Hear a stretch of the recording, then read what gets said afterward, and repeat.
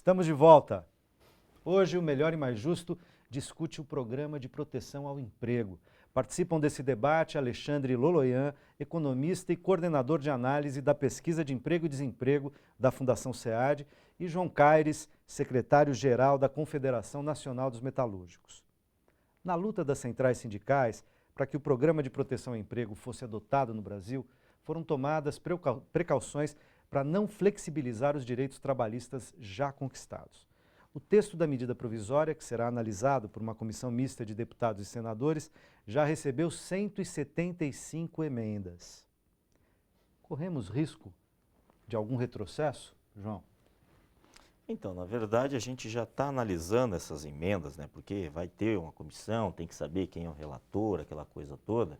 Mas a grande maioria dessas emendas não tem nada de excepcional que mexe com o corpo da proposta. Tem alguns submarinos, que a gente fala submarino, que aparece, é só você lembrar. Quer botar coisa dentro? É só lembrar 85, 95. Não, só lembrar também a lei do PLR, que no final fala de PLR e institui o trabalho aos domingos no comércio. Não tem nada a ver uma coisa com a outra, mas entrou no meio da lei. Então esses cuidados a gente tem que ter. Vem de contrabando, os deputados, os senadores enfiam coisas, né? Então, está tendo audiências públicas também, né? Por esses dias está acontecendo no Brasil todo, o senador está fazendo, conversando sobre essa questão do PPE, e nós estamos atentos com o DIAP, que é o Instituto, né, o Departamento de Assessoria Parlamentar dos Sindicatos, e junto com os deputados que são próximos ao movimento sindical, estamos acompanhando, ver o que tem para que não seja assim desconfigurada a proposta, porque essa proposta foi construída a três mãos, né? O governo, né, os empresários, os trabalhadores, para que ficasse um texto bem conciso e prever, né? Eu acho que assim, as pessoas que estão assistindo a gente fala o discurso, aquele discurso, não pode reduzir, mas está previsto no artigo 7º da Constituição, aí salvo negociação coletiva. Então, se o sindicato faz uma negociação ruim, ele pode fazer, desde que vocês aprovem. Então, essa é uma coisa que a gente tem que colocar bem claro. O PPE, ele está muito bem estruturado, por quê? Primeiro, ele prevê várias coisas dentro dessa questão que já está batendo de acordo com os tribunais do trabalho, né? Então, você tem que ter todo um caráter, tem que ter um negócio bem regulamentado. As empresas não podem estar negativadas, ela tem que estar contribuindo com os impostos, as contribuições. O trabalhador tem que aprovar, esse que é o mais importante. Nós, como Central Única dos Trabalhadores. As empresas não podem estar negativadas, não, elas não podem, elas têm que estar negativadas, é isso? É isso, ela não pode estar ela com, não por pode exemplo, ter pendências fiscais, com a justiça, fiscais, com o essas fisco, coisas todas. enfim. Tá. Exatamente. Se ela tiver, ela não pode fazer. Com banco de horas, etc. Exato. Tem que zerar todas as alternativas possíveis na questão do banco de horas. Zerou isso, ela pode entrar. E no Brasil todo a gente tem conversado com os sindicatos, tem várias empresas procurando, só que algumas empresas têm esse problema de estar com problemas fiscais, tributários, aí ela não pode participar. Mas o mais importante, gente, é uma lei que prevê que o sindicato tem que assinar, tem que ter aprovação em assembleia, e como o Alexandre falou antes, tem uma regra também, João, a negociação. Me corrija se eu estiver errado, que tem uma previsão da empresa, né, que ela tem que comprovar que ela está em dificuldade econômica. Sim. E que, portanto, para poder fazer uso do PPE. Exato. Né? E como que ela faz isso? Não, você vai ter que ter acesso à contabilidade da empresa. Balanços. E, na verdade, gente, o que é mais importante, a gente percebe que não é só no momento de crise, como a gente tem uma crise setorial, como foi apontado aí, mas você tem, mesmo em momentos de bonança da economia, empresas ou empresas que demitem, quebraram. Né? Quebraram. Vamos pegar o caso da Buscar, lá em Santa Catarina, por má gestão, teve um problema. Aí você pode instituir um PPE, a empresa está com problema, assim, assada, ela vai comprovar e você não deixa os trabalhadores pendurados nessa questão. Então a gente tem isso a vida toda, sempre tem empresas que por um motivo ou outro, concorrência, né? Nós tivemos aí um grande processo dos chineses na área têxtil, você poderia apoiar as empresas nesse sentido e não tinha um programa nesse sentido. O pessoal sempre ficou discutindo o pós, né? Não antes. E Alexandre e João, eu abri o programa dizendo que há estimativas, a gente espera que os números sejam menores, mas há estimativas de que a gente possa alcançar 1 milhão de postos formais de trabalho a menos no final de 2015. Há alguma estimativa de quantos postos de trabalho o PPE pode preservar? Bem, está muito difícil fazer qualquer previsão mais que tenha alguma consistência, né? Nós temos muitas variáveis ainda pouco definidas, política monetária, mesmo a política fiscal, uma série de propostas de legislação que estão no Congresso, que a sua aprovação ou não aprovação vai interferir no andar da carruagem, da economia. Isso impacta, por exemplo, algumas oscilações no encaminhamento de algumas questões, fez com que o dólar disparasse.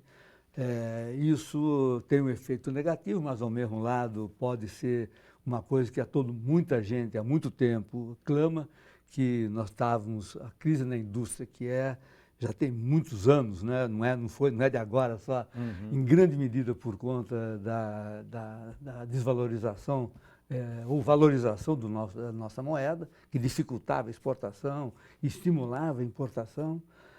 Então, é muito difícil fazer previsão, né? Eu teria algum receio em fazer isso. Essa previsão de 1 milhão se baseia no que aconteceu até agora, nesse primeiro semestre, e você falou corretamente do mercado de trabalho formal apenas, né? O povo com carteira de trabalho assinada, que em termos de Brasil representa alguma coisa em torno de não mais do que 50% do total dos ocupados, então é uma parcela ainda restrita. Tem outros 50% de ocupados que estão fora dessas estatísticas, né? Mas esse 1 milhão não é de todo impossível de se atingir, né?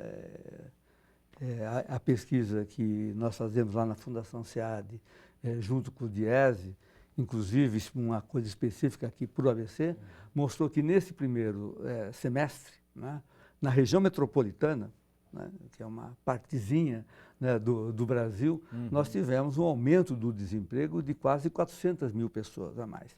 Mas, curiosamente, no primeiro semestre não foi de responsabilidade mais da perda de posse de trabalho. Pelo contrário, o desemprego aumentou muito, esses 400 mil, muito mais porque mais gente voltou para o mercado de trabalho. Pessoas que estavam fora do mercado de trabalho, na inatividade, quando o orçamento começa a apertar, né, porque a inflação vem comendo, o orçamento doméstico, mais gente vai para o mercado de trabalho para complementar a renda da casa, né? Aí é o filho que vai, é o cônjuge que vai, e aí então você tem uma pressão extra no mercado de trabalho. Então, desses 400 mil, 70% é devido a esse fato. E apenas 120 mil é devido à redução de postos de trabalho. Agora, João, eu fiz também essa pergunta pensando o seguinte, quer dizer, a gente vive junto com a estabilidade econômica, que responde a questões brasileiras, mas muito fortemente também a uma crise continuada, começou lá em 2008 e tem várias etapas da crise econômica internacional. A gente tem, associado à instabilidade econômica, um cenário político de crise política, eu diria, e com um Congresso que, por exemplo, joga, a meu ver, né, joga contra o país, contra a empregabilidade, e eu não estou nem entrando no mérito se o ajuste fiscal é o melhor ajuste que tinha que fazer, se era desse jeito ou não, mas alguma coisa tinha que ser feita, e aquilo que foi de iniciativa do Poder Executivo e com apoio de centrais sindicais, de sindicatos, etc., e com críticas também, mas de todo modo, a gente tem visto com as pautas bomba, que são a questão de fazer pautas e aprovar medidas no Congresso Nacional sob a batuta do Eduardo Cunha, né, e dos seus asseclas, de fazer coisas que aumentam os gastos fiscais e, portanto, neutralizam efeitos do ajuste fiscal. Então, a gente nem conseguiu concluir o ajuste fiscal sem entrar no mérito se ele era o melhor ajuste, se há problemas ou não. Mas, de todo modo, aquilo que foi proposto sequer conseguiu avançar adequadamente e, em alguma medida, foi neutralizado pelo próprio Congresso. Quer dizer, em vez dos poderes trabalharem juntos para superar as instabilidades econômicas, parece que os interesses políticos, o jogo de força da política e da crise política tem impedido que a gente saia desse momento complicado da economia. Por isso que eu estava perguntando, quer dizer, como que o PPE, né, ajuda, se tem alguma estimativa, inclusive nesse sentido, quer dizer, o ajuste fazendo menos efeito, por mais que os efeitos do ajuste fiscal fossem limitados, fazendo menos efeitos, sendo prejudicado, é possível que a gente tenha mais desemprego, mais pressão sobre os empregos, né? E aí o PPE, inclusive, ganha protagonismo, né? Ele vira um instrumento ainda mais importante. Então, eu queria uma análise política de vocês também nesse sentido. Então, na verdade, assim, eu não tenho uma estimativa. O que a gente crê como uma política anticíclica no PPE é que ele mantendo as pessoas empregadas, ele quebra o círculo vicioso de desemprego. A pessoa vai desempregando e desemprega. Aí se você pega numa cadeia, você pega uma montadora, atrás dela hoje deve ter 10, 12 pessoas para cada um que está numa montadora, então você multiplica. Então, quando você segura os empregos ali, você vai Ou seja, desemprego gera mais mais desemprego. emprego, você vai criando um vício, né? Agora, do ponto de vista da questão do ajuste fiscal, a gente tem que fazer uma análise assim, cada um vai analisar de um jeito. Eu vejo que a gestão da economia passada foi correta. Por quê? O governo baixou a taxa de juros, a Dilma fez isso, ninguém tinha feito isso, desonerou folha de pagamento, aumentou o crédito, fez tudo para os empresários, como os caras falam, que os empresários investirem. Reduziu a conta de luz, Conta de luz, reduziu. segurou o preço do petróleo na bomba de gasolina para o consumidor. Entre outras coisas, né? Mas não investiram. Então o problema é aí, o cara não investe. Quem investe, o empresariado brasileiro prefere assim, que essa questão do câmbio importa e que se dane o Brasil. Assim, a gente não tem uma burguesia brasileira que pensa num projeto de nação como os chineses estão fazendo, os coreanos fizeram, os japoneses fizeram, entre outros fizeram. No Brasil, os caras querem coisa muito fácil. Então, do ponto de vista macroeconômico, eu vejo que a gestão passada produziu uma política mais que, infelizmente, você não conseguiu convencer os caras a investir. Ou seja, Não investindo, a outra perna não funcionou e por isso que não deu certo. aí não deu certo. Aí você começa a ter problema, porque o governo abriu mão de impostos com a perspectiva que ia ter um certo investimento. Como não teve, e aí a crise, a gente não pode esquecer que a crise mundial continua, a questão do dólar é mais um problema externo do que interno, mas que para nós da indústria é interessante, porque a gente vive dessa armadilha do dólar desde o plano real, quando você ancorou, você acabar com a inflação com base nas importações de produtos baratos, com base no dólar baixo, né, que todo mundo fazia festa. Chegou um momento que o real valia mais que o dólar. Como, né? A economia americana 10 vezes maior que a nossa e o nosso dinheiro valendo mais que o deles. Vai ver quanto custa um ien japonês, quanto custa um yuan chinês. É bem diferente, eles não brincam com câmbio, né? A gente entrou nessa história do neoliberalismo, de câmbio flutuante, cada um chinês não brinca com o câmbio, é flutuante, mas eu controlo a flutuação dele, né? Então está aqui. Então, para nós, essa questão do dólar subir, do ponto de vista da indústria, é bom. Agora, quando você se refere a essa questão do emprego, que pode atingir 1 milhão, ele colocou as taxas da juventude, mas podemos lembrar que nos anos 90 chegava a 50%, né? Então, é que às vezes a gente está colocando um tamanho muito maior.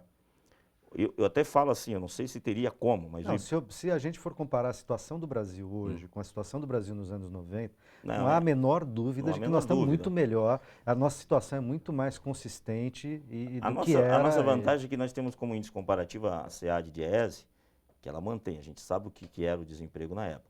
O IBGE, não sei por que motivo, se for motivo político ou não, para nós foi bom do ponto de vista técnico. Eles mudaram a metodologia, jogaram todo fora a série histórica em 2002, novembro de 2002, assim que acabou a eleição, novembro de 2002 mudou o índice, ficou mais próximo do DIEESE-SEAD, que aí entra um pouco do desemprego oculto, aquela coisa toda que eles não previam, que era uma pesquisa para mercado europeu, mercado bem diferente do nosso, mercado de trabalho. E aí você mesmo com essa pesquisa mais próxima, a gente está em torno de 6,8, a IBGE, né? 6,8. Se fosse pela pesquisa antiga, acho que estaria um 5,5, entendeu? Então o desemprego ainda nos moldes baixo. E aí eu vejo um dos problemas que a gente tem, até brinquei com a companheira aqui, coloca no Google, apesar da crise, entre aspas. Aí você vai procurar, apesar da crise, Hyundai vai investir tanto, apesar da crise, a Toyota está contratando 500 não sei aonde, apesar da crise, chega o absurdo do jornal noticiar o seguinte, turistas ignoram crise e lotam Campos do Jordão, ou seja, Tem crise? Tem setor, mas tem setor que não tem crise. A gente vê agora, nas férias, aumentou em 30% os voos nos aeroportos. Ou seja, nós temos um problema, mas aquela questão da economia, né? O Alexandre é economista, tem a questão da questão psicológica, de você crer na economia. Se você não dá perspectiva, é por isso que eu acho que o governo tem que agir melhor do ponto de vista da conversa. Eu lembro que em 2008 o Lula falou, ó, isso vai ser uma marolinha, todo mundo tirou o sarro, e realmente foi, se a gente comparar o que aconteceu no resto do mundo, ó, vai comprar, não deixe de comprar. Agora, se você começa a falar que o mundo vai acabar amanhã, meu, eu vou me esconder Então, de coisa, né? novo, eu preciso fazer mais um intervalo, mas vocês estão vendo, de novo, estamos na agenda política, né? A luta política que faz com que a grande mídia, certos setores financeiros da economia, etc., joguem no quanto pior, melhor. A gente tem visto isso com muita frequência, mesmo que a situação grave, preocupante, mas não do tamanho que parte da grande mídia, etc., pintam, né? A gente já volta, não sai daí.